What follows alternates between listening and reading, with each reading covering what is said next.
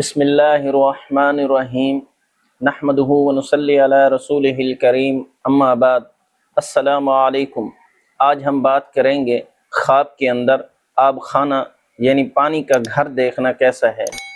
علماء نے آب خانہ یعنی پانی کا گھر دیکھنے کی 5 مختلف صورتیں بیان فرمائیں اور ہر صورت کی علیحدہ علیحدہ تعبیرات بیان فرمائی ہیں۔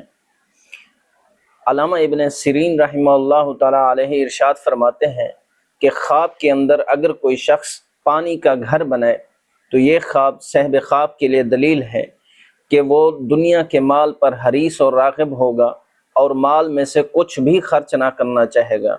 اور بعض معبرین فرماتے ہیں کہ اس کو جادوگر عورت ملے گی اور وہ عورت حرام خور اور بددیانت ہوگی۔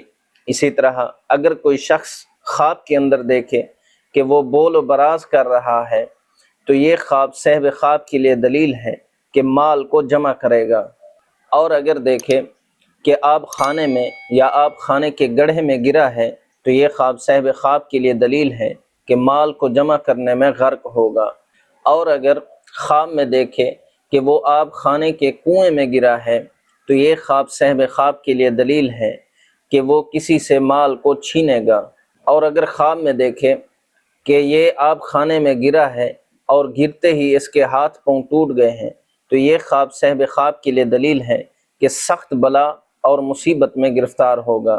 حضرت جعفر صادق رضی اللہ تعالیٰ عنہ ارشاد فرماتے ہیں کہ آب خانہ دیکھنا 5 قسم پر ہے۔ پہلی صورت مال حرام، عیش دنیا، خزانہ، حرام میں شروع ہونا، خدمت گار اور حرام خور عورت۔ اللہ پاک سے دعا گو ہوں کہ اللہ پاک ہمارے لیے ہمارے ان خوابوں کو باعث برکت اور رحمت بنائے۔ السلام علیکم ورحمۃ اللہ وبرکاتہ۔